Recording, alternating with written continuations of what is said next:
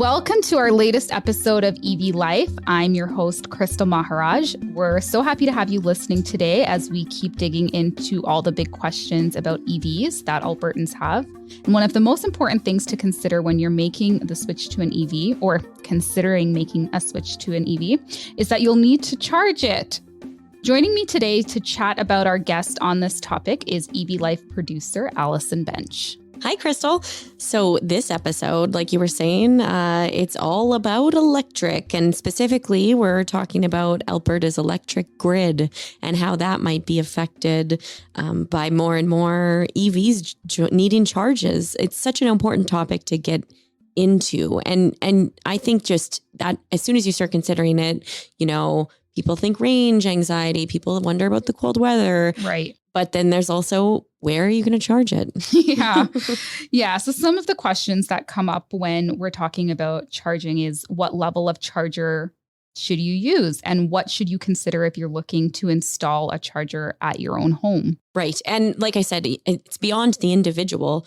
I think just thinking of as more people move towards switching, how is our overall electric grid in the province going to be affected? Can it handle it? Exactly. Well, lucky for us, we have many organizations and individuals out there who are working on, getting the answers to these questions. And we have two great interviews for you today. Right. So firstly, we talked to one of our province's energy providers. We're going to be speaking to EPCOR. And then later on the episode, we're going to talk to Aviv Fried, a Calgary-based public policy researcher, and he's aiming to kind of dig into and learn more about working towards solving problems related to grid usage as more people adopt EVs. Yeah. So like you mentioned, two really great conversations. So let's just dive right into my first conversation with Chris Chapelski, the Senior Manager for Grid Transformation with EPCOR. Well, thank you for joining me today, Chris. I'm obviously so excited to talk to you about EVs and what EPCOR is doing in that space.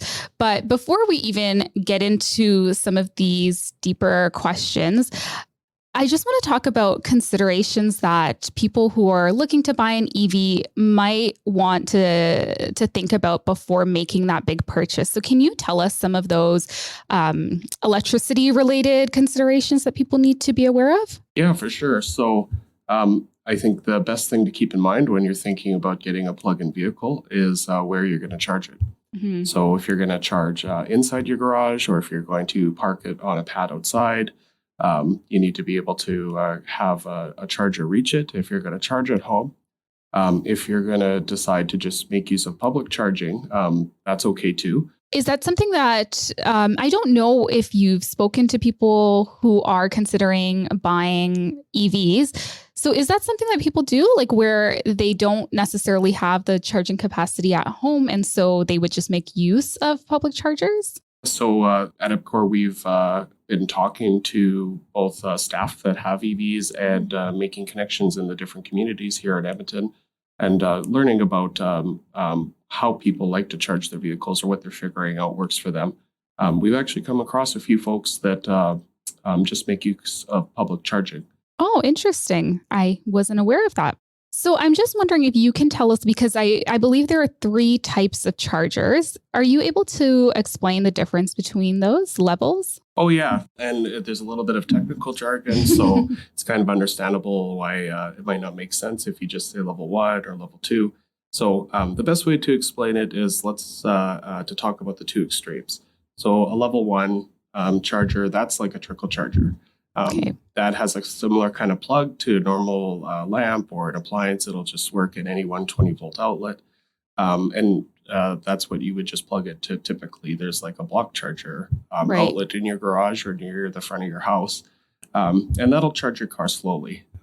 And typically, if you just have a light driving kind of style, if you leave it overnight, you're typically full in the morning. Okay. On the other extreme, a level 3, that's the DC rapid fast chargers. And those are the kind of chargers that you typically find at like the free or public charging sites. And they're designed to charge at the fastest possible rate or the highest power. So you could recover hundreds of kilometers of range in just a few minutes. And then level 2 is in the middle. Okay. Yeah, so level 2 is sort of the halfway. A level 2, it makes use of the same kind of plug that like a washing machine or a dryer would use. Okay. Those big 240-volt plugs in a household setting. Mhm. You might see them in some garages as well for welding. Right. Yeah, so if you use a level 2 charger, that's sort of in between the two extremes. And so most homes come equipped with, prepared with a level 1 charger. And then what about level 2? Do you have to get that installed? Is your house already equipped for that? So from our understanding, obviously at EPCOR we don't sell cars, Right. but from our understanding, most vehicles come with a trickle charger Okay. once you buy them, the 120-volt level 1. And that's so that, a new vehicle owner can plug it in at any Right. outlet they might have available. If you want to get a level 2 charger, that typically requires that dedicated 240-volt socket to be available. So if you don't have one already in your home, in your garage, the best thing to do is to ask an electrician to install one.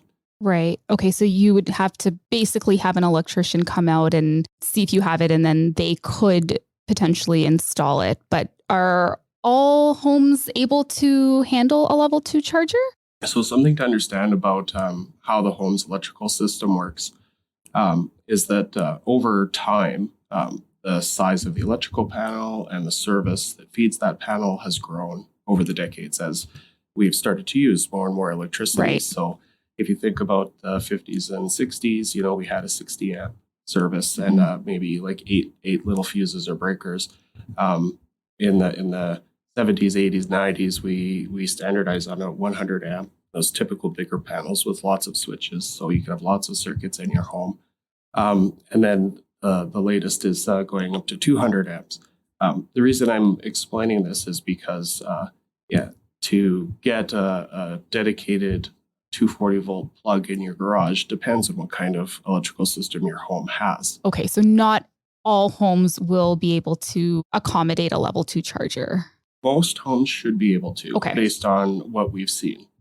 So we've been analyzing at EPCOR the different types of load additions an EV charger really represents to a home. Mhm. And what we found is that if you have a 100 amp service, typically you can have one very large high draw appliance, and a high draw or high load appliance is like a hot tub or an EV charger. So if you've already got a hot tub and you have a 100 amp service, your electrician might recommend an upgrade. Yeah. But there are also alternatives. And so the EV home management systems. Right. And I wanted to ask about that because you mentioned EPCOR has something about this on their website, the Electric Vehicle Energy Management System. Can you tell us a little bit about that? Those are devices that we've noticed on the market, and they're working for some customers. Mhm. And what they do is if you install them in your home, and again, an electrician would do this, it allows you to share an already existing circuit that's taking up space in your panel. Okay. So that that load can be shared between the EV charger and something else. So they can be really simple devices that just switch, between an electric stove and an EV charger, or they can be much more complex, with a dedicated app and Bluetooth and fancy features. But it's a great way it's a great device as an alternative to, say, upgrading your electrical panel or doing some significant work in your home to accommodate an extra EV plug. And level 3, can you get this installed at your home or no? At the home, no. Okay. So those are just the public chargers. Yeah, it has to do with the scale of the power. Okay. Yeah, so to the typical home in Edmonton would have the right kind of electric infrastructure feeding it for the high power levels that a level 3 charger would use. Okay. And if someone were interested in installing the EVEMS, I think I got that acronym right, they would just have to reach out to an electrician, or is that something that the electricity companies can assist with? So EPCOR's role in the city is as a public utility. especially within EPCOR distribution and transmission Inc., we do the power system wires from the transmission all the way to the customers, but we typically don't do work inside of homes. Okay. What we're just trying to do is make that information available for people in Edmonton who are interested in EVs so that they know it's an option. So what are some charging related considerations a potential EV owner needs to be aware of before making that big purchase? If you're thinking about buying a plug-in vehicle, the first thing you should think about is where you're going to plug it in. So whether that's going to be in your garage or on an outside pad, or if you're going to periodically make use of public charging, figure out where you're going to charge it, and then look into the kind of charger that comes with the vehicle. Typically, we're looking at the trickle chargers, the level 1 chargers. But if you're not sure, the best thing you can do is ask an electrician to come have a look. Right. They'd be able to give any homeowner the best advice about where an outlet could be, if they want it to be a dedicated outlet just for the EV, or if the homeowner would like to pursue like a 240 volt type of plug which you could use for level 2 charging. Right. So it would probably be a good idea just to get that expert in and just know beforehand if you will need to upgrade or make any purchases for charging needs. Yeah, absolutely. The last thing you want to do is be surprised after the fact. Yeah, of course. Yeah. We've gone out and we've spoken to people who are EV enthusiasts, and we've also spoken to people who are a little bit more skeptical about purchasing an EV. And a concern that's come up from both groups, I would say, is whether or not Alberta's existing power grid can really handle a large portion of the population owning EVs. So is this a misplaced concern? Are we kind of just fearful for no reason? Or, does it make sense to have that concern? And I think the answer is a little bit not what you would expect. Earlier, I mentioned that over time, we gradually increased the sizes of the electrical panels and the service sizes in homes as people started using more electricity, and the power grid had to grow with that. Right. So as the city of Edmonton has grown up, the power grid has had to grow as well. So when we're talking about EVs, the question is, everybody's not going to go out and tomorrow and buy an EV. Right. It's going to happen over time. So what we're looking at in EPCOR is, well, how much additional electrical load does that place on the system, and do we need to make any changes or not? So right now, we do support charging. People charge their vehicles in the city of Edmonton. As people adopt more EVs, we'll see that electric load slowly grow. And, this is what we do as an electric utility, is we track how much load is being served by the power system, continually evaluating, is the infrastructure sufficient, then make plans to upgrade if we need to. So the kind of growth in the electric load that we can anticipate from EVs isn't something that's abnormal in the history of the power system. Right. So we can kind of, rest assured a little bit that we're not going to completely overwhelm the grid. Yeah, no, I don't think there's any risk of that. Right. So when people are sort of voicing their fear over the power grid, I think they're talking about, if everybody were to go out and buy an EV tomorrow, but like you said, that's obviously not going to happen. Right. But what if I live in a neighborhood where a large portion of my neighborhood, the homeowners own EVs? Is that, does that become problematic with our existing infrastructure? Is that something that has come up yet, or? The clustering effect, I think, is what you're talking about, if there's pockets of EV charging. So that we would just call that like a high load area.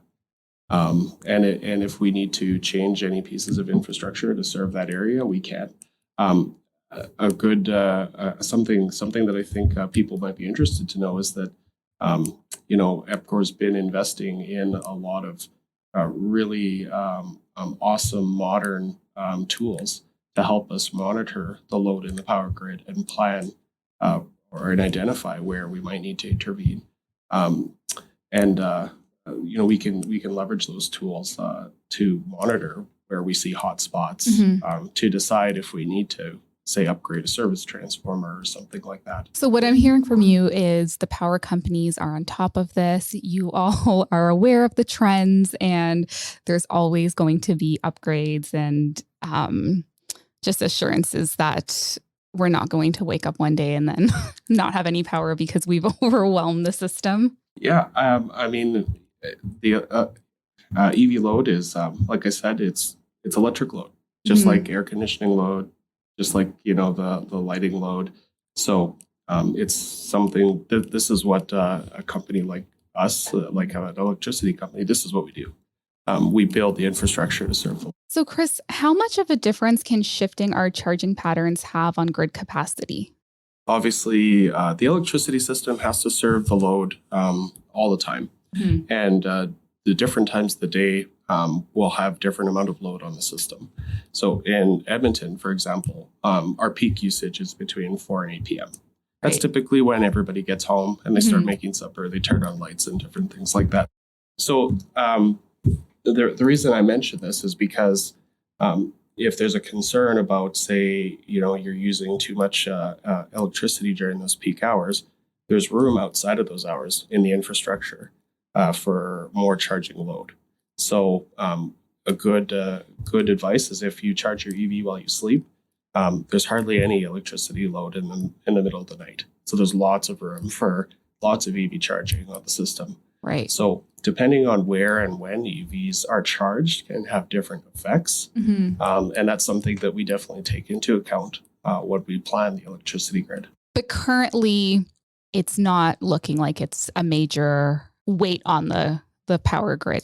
If we look at any of the data we have up in our power system, you can't really see the EV load at all. Right. There's only a few thousand vehicles right now. Yeah. So we're also tracking year over year how many vehicles are being registered in Edmonton that are EVs and plug-ins. We're monitoring for with our different systems, like high loads emerging in neighborhoods that Right. typically didn't have those loads before. So we're able to very accurately see where there might be higher load that we need to evaluate the infrastructure for. So a good practice might just be plug in your EVs to charge overnight while you're sleeping. yeah, it seems to work the best. Yeah. Most vehicles can have a timer set in them. Okay. So when you get home, you just plug in your vehicle, Right. so that you don't have to remember to come outside later and plug it in. Which is helpful in the winter. Yeah, absolutely. And then the vehicle itself will start charging itself either at midnight or 2 a.m., whatever you set it for. And there's some vehicles that you can ask them to start charging so that they are fully charged by a certain time in the morning. Oh, perfect. Yeah. That's nice and convenient. Yeah, pretty neat tech. And then depending if you get a EV EMS, there's also options there to do smart charging or coordinated charging. But right now, like the advice that we would just give Albertans is just try out the trickle charger. Mhm. If you're just an average kind of driver. If you're a more heavy user, you might want to look into that home level 2 charger. But you shouldn't need to do too much to make EV work. Chris, thank you so much for coming and talking to me today. Before we wrap up, is there anything else you'd like our listeners to know about what EPCOR is doing in this space? So it's just good to note that this conversation, understanding, what EVs really are, what kind of potential changes utilities might have to make in the future. Mhm. This is a really hot topic in our industry Yeah. right now because, like we discussed earlier, it's new. Yeah. And we want to be sure that, we're doing our job and serving electricity to customers. So we have, we're populating information on our website, Mhm. epcor.com/EV charger. So as we go with figuring out good advice or information for residents of Edmonton, we're going to populate that website with good info. So it's good for our folks to check it out. And we will link to that if anybody is interested. There is a lot of really good information on that website, including a bit of info on the EVEMS, which is the energy management system that we discussed earlier. Thank you so much. So that was my conversation with Chris Chapelski from EPCOR. There was so much good information in that chat, and I hope you enjoyed it. So much for people to consider if they're eyeing an EV and possibly their own charger. Right. And, we understand not everybody's going to be rushing out and buying an EV right away. But the next few years, we are definitely expecting to see more and more of them appearing on Alberta's roads. Yeah. And one of the things that Chris mentioned that we wanted to expand further on is the idea of charging patterns and how important that can be for grid capacity. Right. Because, like Chris touched on, like you said, it's if everybody plugs in at the same time, yes, we're going to see some major peaking when it comes to use of electricity. But if there's a way or an incentive to charge at times where there's lower demand, that could help so much with managing that stress on the grid. Yeah. So our next guest is Aviv Fried, who is a researcher and recent graduate of the Master of Public Policy program at the University of Calgary. He's currently working on projects to help solve problems related to electric charging integration and grid modernization. So let's hear that conversation. Hi, Aviv. Thank you for joining me on the podcast today. Yeah, thank you for having me. So I kind of stumbled upon you from an article that you wrote for CBC about managing Alberta's charging grid as more and more people sort of adopt EVs. Part of the article, you talked about findings on a charging patterns study that you conducted for the University of Calgary. So are you able to tell me a little bit about that study and what the findings were? Yeah, so the study was from a sample of EV owners in Calgary, and the data that we had was charging data. So we looked at when charging occurred, how long the charging happened, and what kind of energy did they use for charging. We didn't have any information about driving, so it was purely about charging.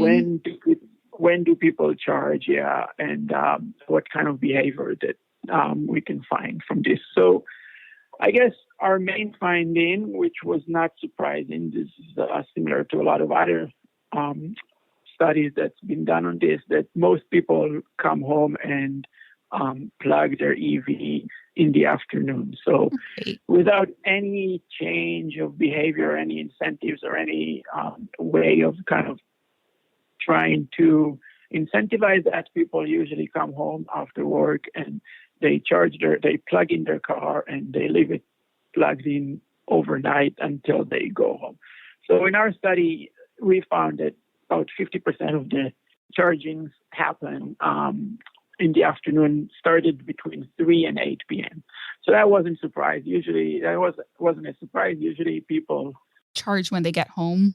Yeah, 80% of charging happen at home, and most of them happen in the afternoon. The other part that we found, the other findings that we had from the study was that much more interesting for us, and that usually the length of the actual charge was just over 2 hours. But the vehicles were actually connected for about 15 hours. So if you think about people coming home around 5 p.m., then they leave again for work around 8 p.m. the next day. If they didn't go out during the night, that's about 15 hours worth of time where the car or the vehicle was connected. Right. But the actual charging happens it just takes about 2 hours on average. So people are just plugging in and not thinking about it until they need to drive again. Yeah. So they come in, their battery is usually a certain percentage, usually it's not empty, and they plug it in, and if it's just starting to charge right away, it takes about 2 hours, and then the charging ends, but the vehicle is still connected. So that's interesting for us because it tells us that there is a long period of time where the vehicle is connected, but it's actually not charged, and it allows for demand response. Basically, it allows the driver or somebody else to decide when will the charge happen within these 15 hours. It doesn't have to happen immediately when people come home. It could happen a lot later in the day or during the night. So you talk about like incentives for managing the high demands on the grid. And you kind of alluded to that a little bit. But what types of incentives do you think would work? So there's different studies on this and different like other parts of the world. There are incentives that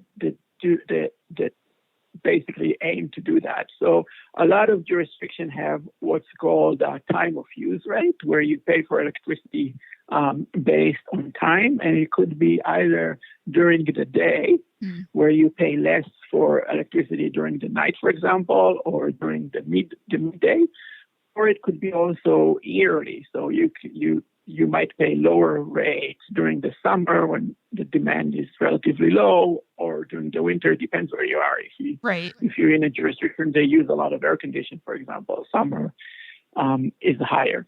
So time of use has been used as incentives for people to move their usage of electricity, and for EV that makes sense. So if you tell people you'll pay a lot less if you charge your car at 2 a.m, and somehow you can program your vehicle to start charging at 2 a.m, then you'll do that.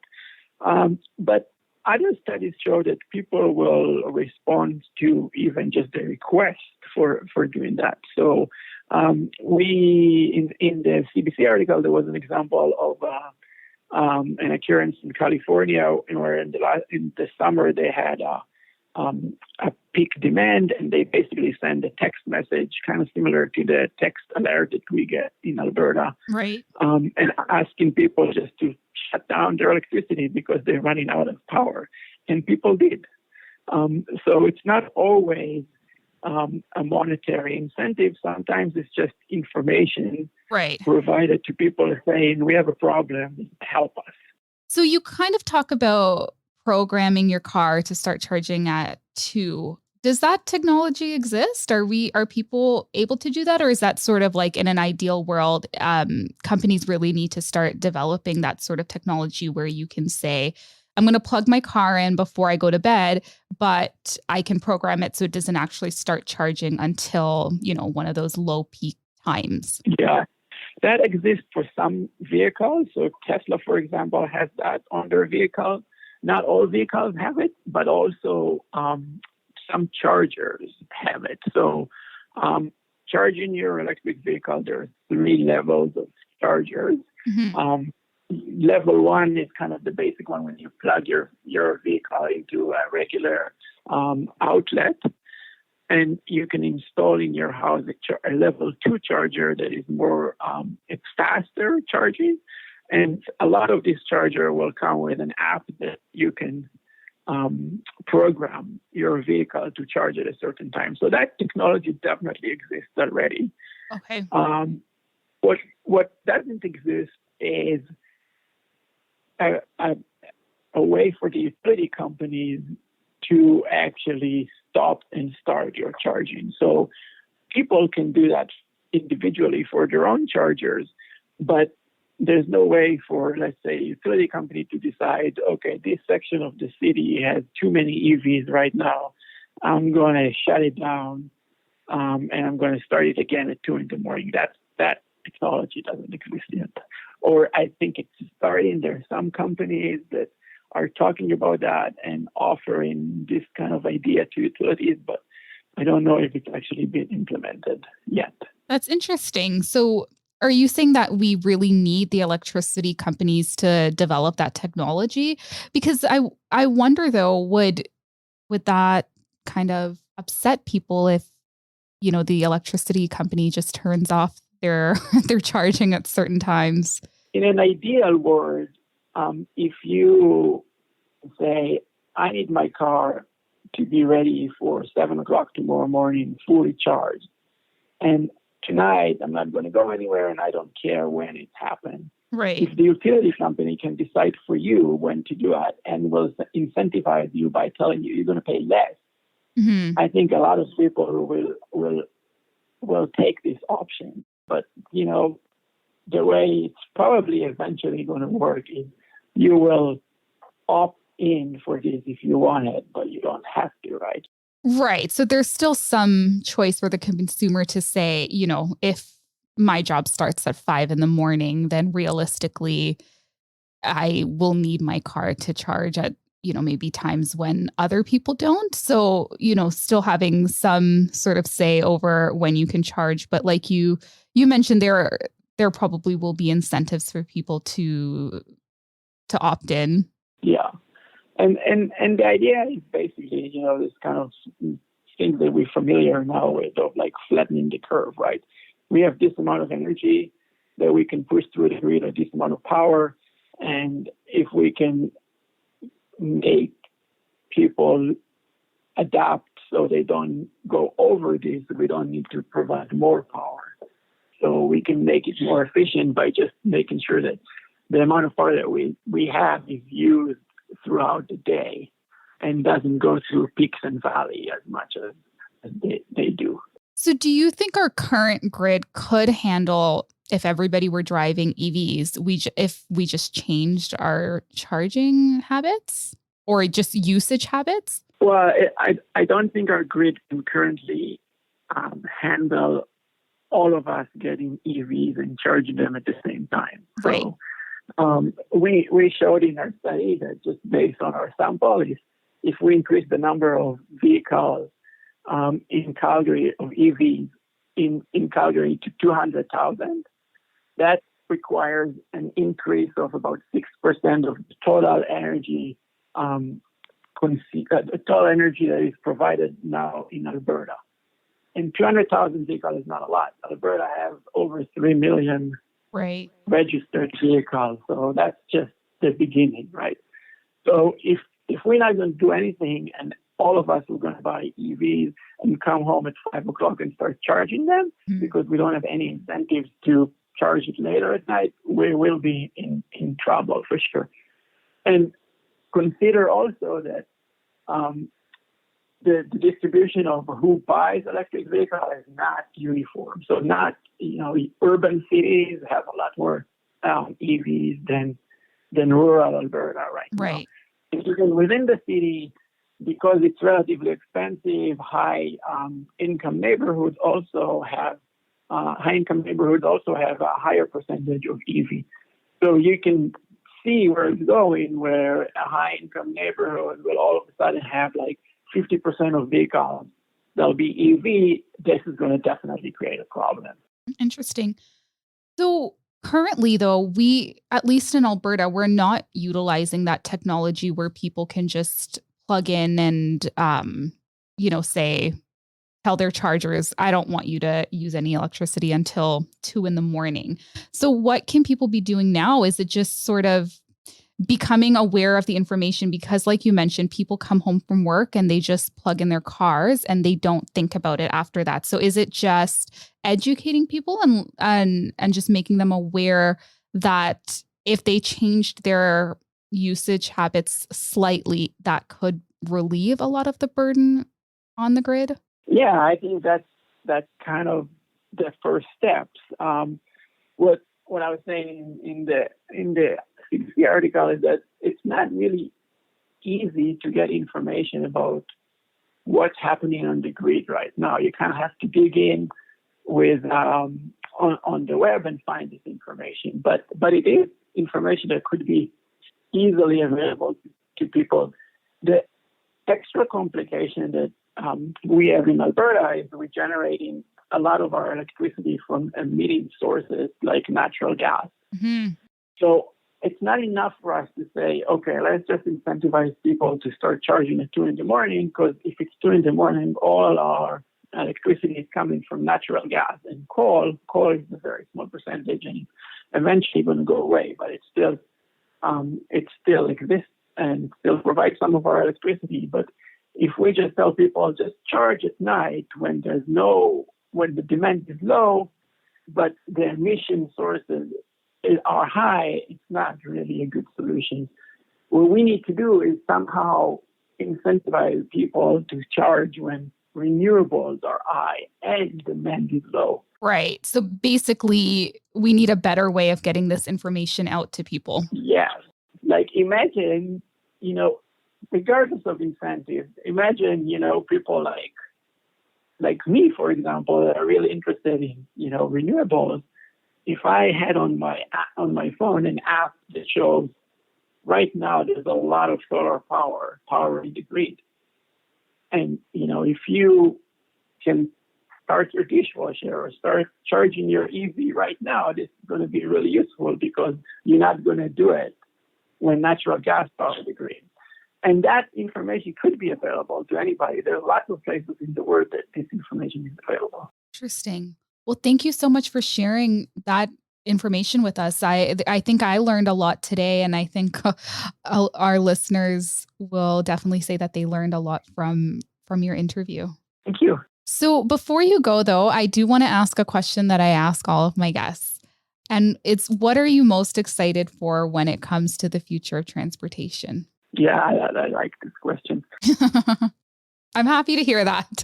Yeah, so I'm very excited about EV and how this will affect the grid and how we start talking about demand and supply and what we need to do about that, because I think this will open up the gate for basically doing things that are way more efficient for electricity usage.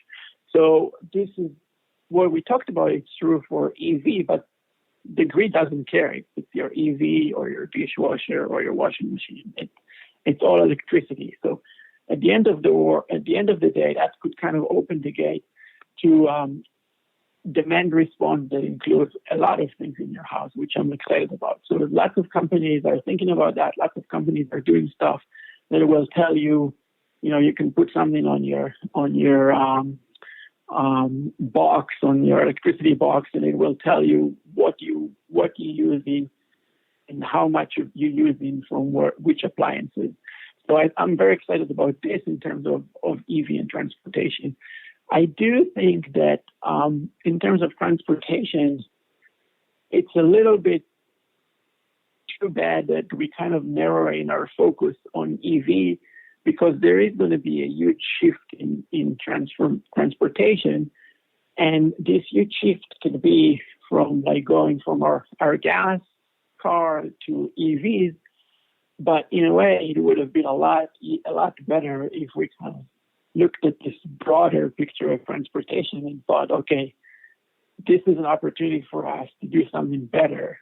And at least for me, better would have been, focusing on different kind of transportation, like public transportation and bike infrastructure and things that I believe will increase the quality of our life in our cities a lot more than just shifting from gas cars to electric vehicles. Right. So I'm excited about that. I think at the end of the day, there's a lot of work being done on electric vehicle, and hopefully some of this will include other forms of transportation. Well, thank you so much for taking the time to speak to me today. I really appreciated it. Like I said, we learned so much from talking to you. Thank you. Yeah, I'm glad we had this conversation. I hope you enjoyed my conversations with Chris from EPCOR and Aviv. So please make sure that you're subscribed to the podcast wherever you prefer to get your podcast, and we'll have new episodes out on Monday. So if you're subscribed, you'll never miss an episode. And if you want to get in touch with us, shoot us an email at community@ama.ab.ca. Talk to you next week.